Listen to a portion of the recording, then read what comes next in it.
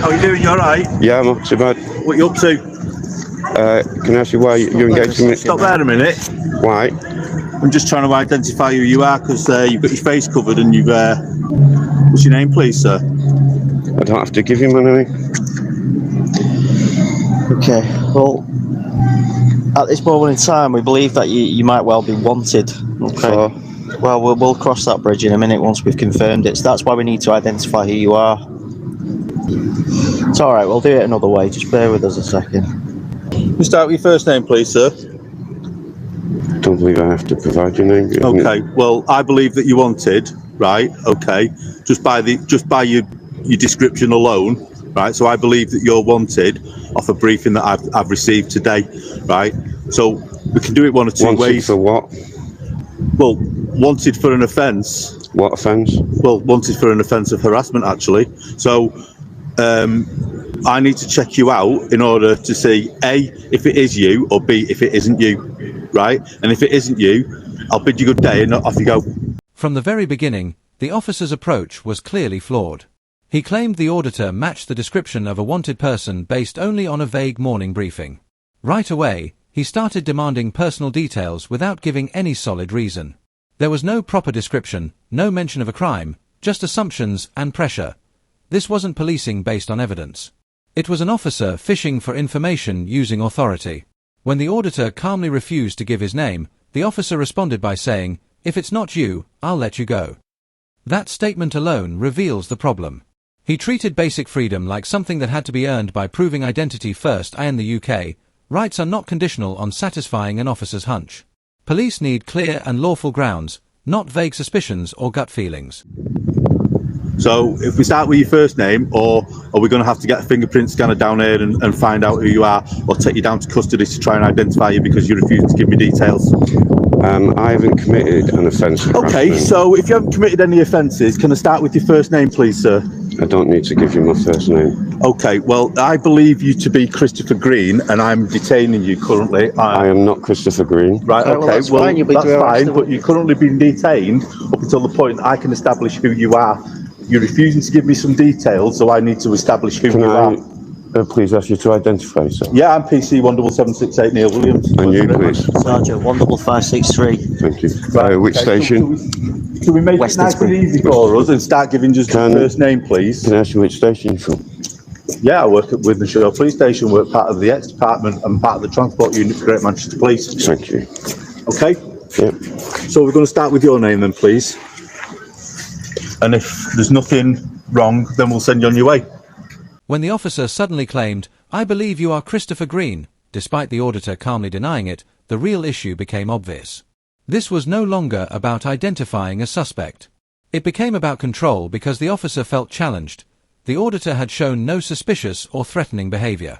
He simply refused to hand over his name without lawful grounds, which is a legal right, not suspicious behavior. Even worse, the officer publicly stated the full name of the person they supposedly wanted. Under UK data protection laws, including the UK GDPR and the Data Protection Act 2018, police are expected to handle personal information carefully.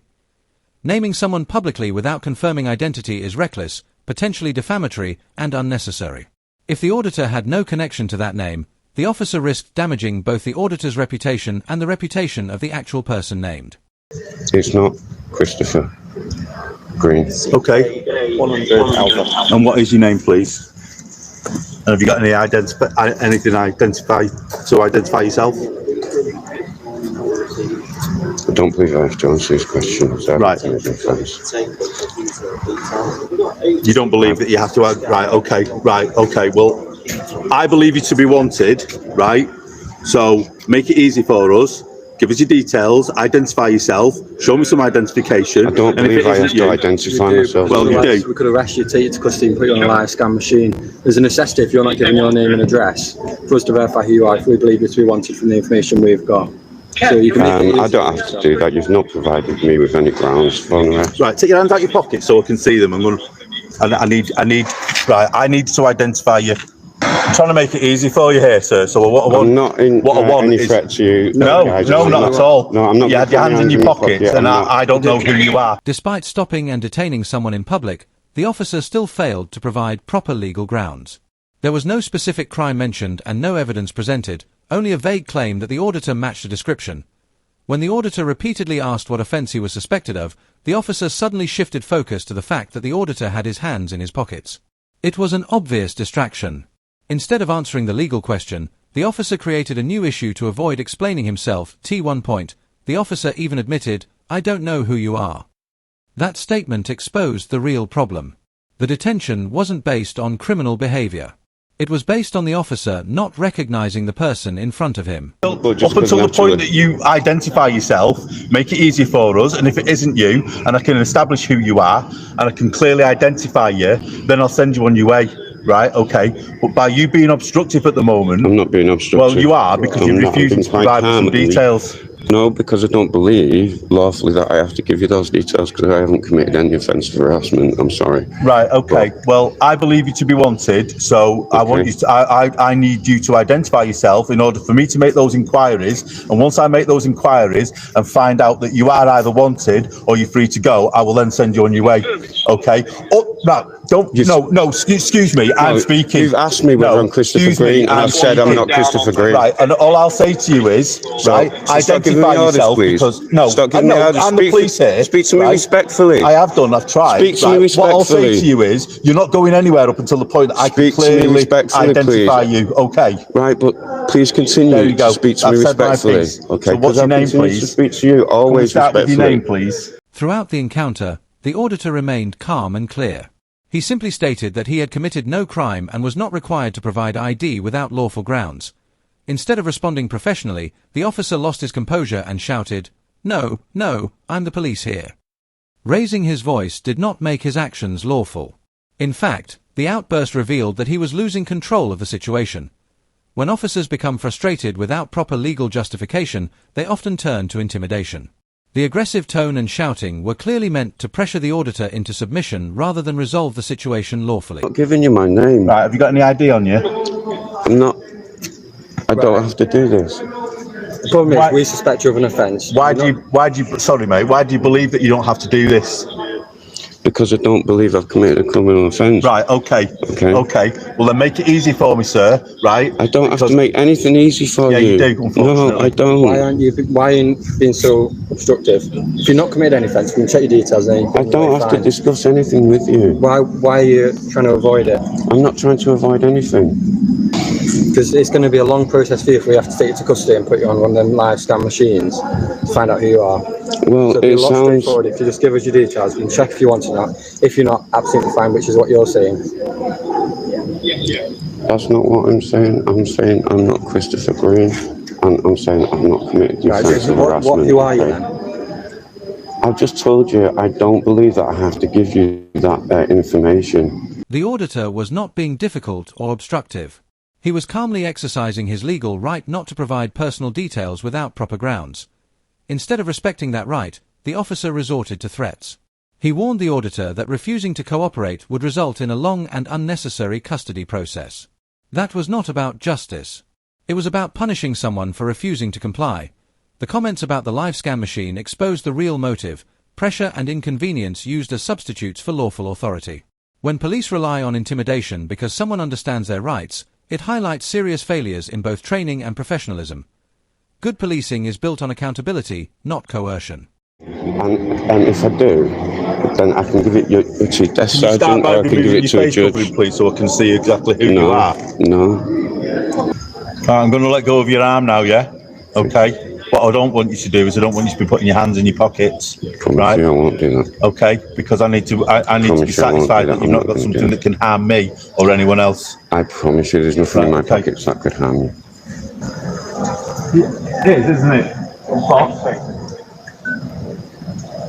Boss. Do you want to go and have a look at that picture upstairs? So guys, it looks like I'm going to be arrested here. Can I just turn this off? Right, you're under arrest on suspicion of harassment.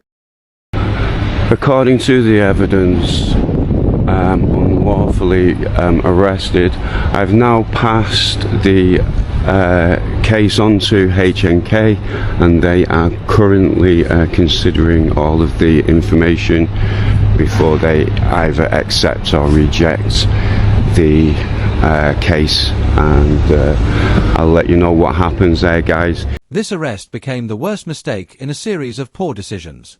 After repeatedly failing to provide lawful grounds and continuously demanding personal details, the officer chose to arrest the auditor despite having no clear evidence of any crime. It was a clear abuse of authority, but the story did not end there. The auditor later confirmed that HNK solicitors handled the case, and only weeks ago, he publicly announced that he won his claim. That victory was bigger than just one person. It served as a reminder that unlawful policing can have real consequences. The incident began when Auditor Autistic Audit was peacefully filming outside the BBC building, fully within his legal rights. Two officers approached him and immediately escalated the situation, claiming he matched a vague description from a morning briefing. The lead officer quickly demanded the auditor's name, but when the auditor lawfully refused, the situation spiraled. Instead of presenting reasonable suspicion or evidence, the officer simply claimed he believed the auditor was someone named Christopher Green. He even said the name out loud publicly despite having no confirmation. That alone raises serious concerns about data protection and police procedure. When the auditor calmly continued asking for lawful grounds, the officers failed to answer directly. Instead, the lead officer shouted aggressively, "No, no, I'm the police here." It was a disturbing moment that showed the situation was more about control than law or public safety. The second officer then attempted to pressure the auditor further by warning him that custody would be long and unpleasant if he did not cooperate. It was a clear scare tactic designed to make someone surrender their rights through intimidation. Eventually, they arrested him despite having no proper identification match and no evidence of wrongdoing. The arrest appeared to be based entirely on assumptions and misuse of authority, but the story ended very differently in court. As confirmed by the auditor himself, HNK solicitors took the case and successfully won the claim. This case highlights many serious issues with aggressive policing, vague suspicions treated as fact, rights ignored, intimidation replacing professionalism, and public money wasted on avoidable lawsuits. Police officers must remember that authority does not place them above accountability. When they act unlawfully, the law does not automatically protect them. Cases like this are reminders that policing must remain professional, lawful, and accountable. That's it for today's video. If you enjoyed this episode, don't forget to like, comment, and subscribe. It really helps support independent coverage like this. Also, be sure to check out Autistic Audit. His channel is linked in the description. Thanks for watching, and I'll see you in the next video.